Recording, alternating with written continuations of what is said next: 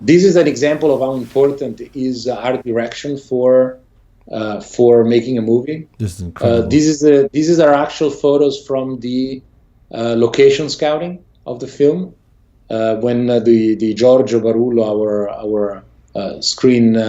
our set decorator, basically told us, "I found this house. What do you think about it?" And this is pretty much the same angle where the photos was taken and the shot was taken. So this is the corridor with the entry door, and this is how it looks in the movie at the end. And this is the bedroom where she stays and keep the baby. And this is the same bedroom from in the movie. And you can see the wall. Here we chose this room because of the wall, and we love these elements already of age. And then of course we added stuff. We added these stars. We added this piece of furniture here. We added boxes because we wanted to make it feel like this. This is a room that she opens the door at the beginning of the film, and the door is locked. And the idea is that the man never goes into this room because the backstory, this is where the daughter was staying, and we don't know where the daughter is now. Disappeared. Yeah. And this is, again, the corridor, and you can see the main difference. Oh, you're right? kidding. We told we wanted not only to feel the age. You see this spot on the wall that looks like years of unpainted business. Right. You should paint a house every few years. This guy probably didn't paint for 30 years. Right. And you can see all the dust and age and so on, which of course was not there. And also you can see that he placed, this is like some black inexpensive material, some white inexpensive material painted black. And then attached with glue on the walls in all these lower side, and it works wonderful because it not only looks much darker, which is in the tone of the film, but it also gives a texture because every little square is slightly different from the other. So Giorgio really did an amazing work, and my job is 50% the art director job.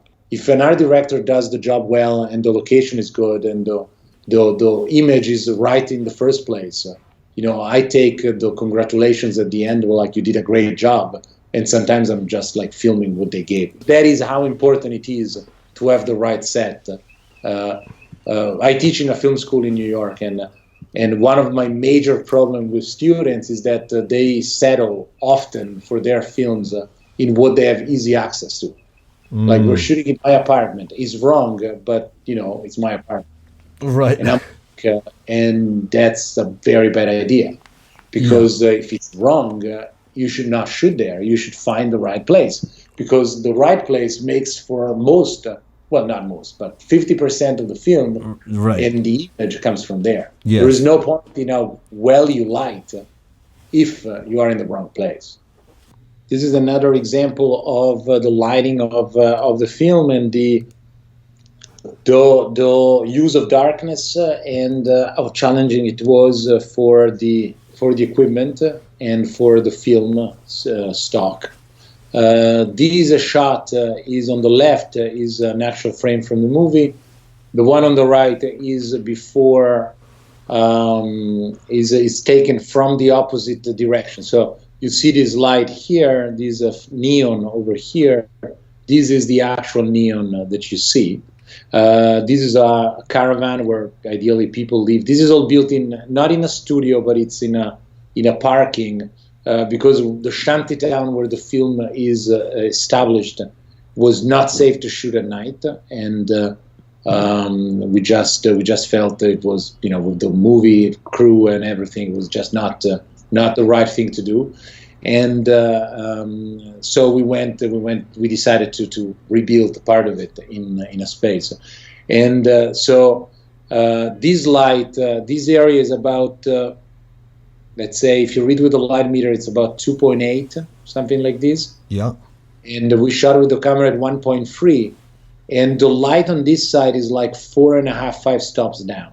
Yeah. From 1.3. So it's ridiculously dark. As you can see, the photographic camera was able to read more digitally, right, than we were actually able to get in film because we wanted it to keep it dark. So at the end of the light, we turned off some work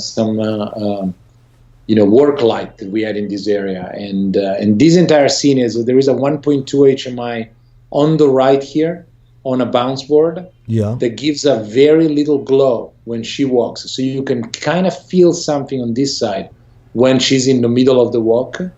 Then here she gets close to this light, which is a 650 with a gel to make it less orange. This is a light bulb which we turned off, as well as this light, which was let's say a safe light, so that we could work without being completely in the dark. Right. But then we turned up both of them off, and there was a 650 here, which creates this light that you see here. And she basically walks from this light to the darkness, back into the light.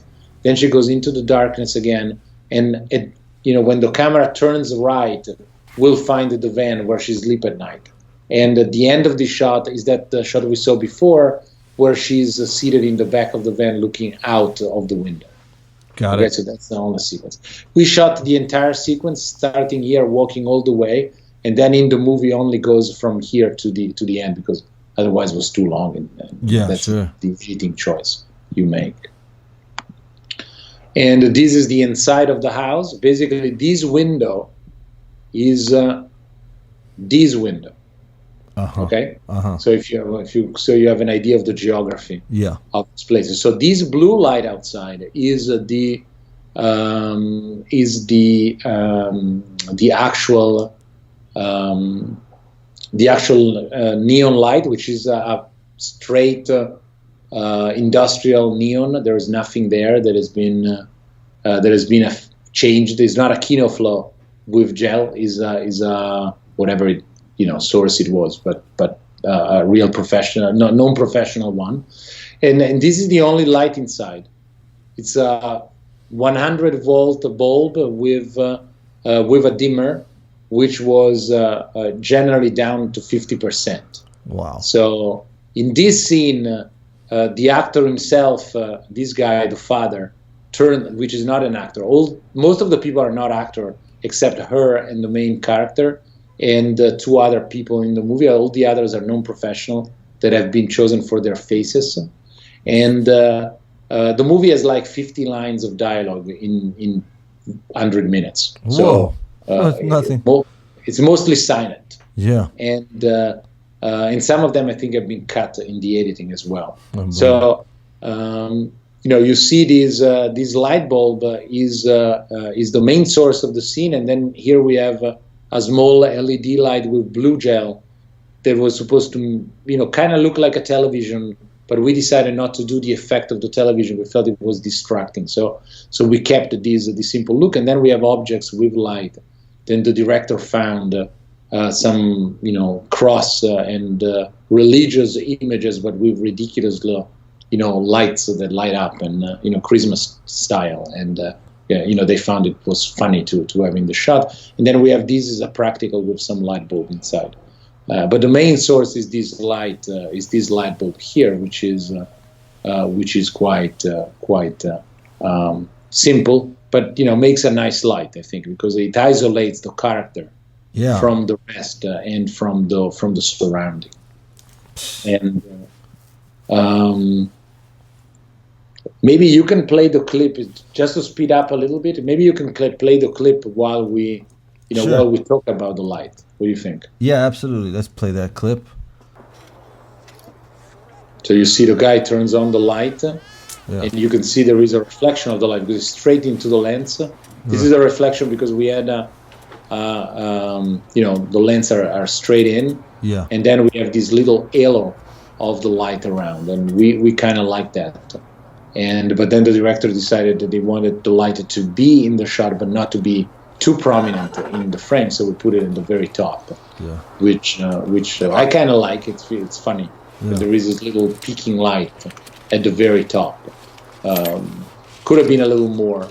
Maybe in another take was a little more, because you see here we're cutting just above her head, and I think it could be a little higher into the frame.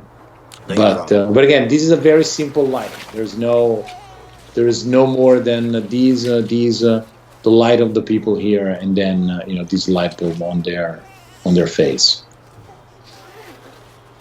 And I think later into the shot, the other clip is basically the. I don't know if you have the other clip. No, probably you don't have the other clip. Yeah, no, that was the only one. Okay. So we have this clip is basically similar, and with these kind of contrast again. And it's amazing to tie that in just real quick with the art direction. I mean, the art is doing so much of the work here, like you said. Yeah, I mean, I don't think it's diminishing the role of the cinematographer to admitting that art direction is key. Right. It's we take what they. I often discuss with art director, and they tell me, where do you want the lights? And I'm like, I want the lights where you think the lights should be, because I'm not going to tell you where I want the lights if they make no sense, just because I have in mind a lighting scheme that will, make the movie. I think the lighting scheme, once the art director has given me the space, I prefer the art director to think the space as a wall, so also for the light, and then I adapt. Yeah. If I know that I have a very specific shot because, the director needs to have something very specific because, of whatever reason in the script, then I would be, everybody knows in the script that there need to be a light near the window because we need to see something, or, the oven needs to be light up because, that's the only light in a scene and so on. But otherwise, I want the art director to give me a house that is livable, or a place that is livable. Right. Or in short, you don't want to limit them. Absolutely. I don't want to tell them I need a light here, and there, and I need this shape of light, because that's not my job. Yeah. My job is, once they give me a place that is what it should be, to eventually adapt and adjust and modify make it look better whenever it's needed. Yeah. But again, as I said, art directing is a key in the work of the cinematographer.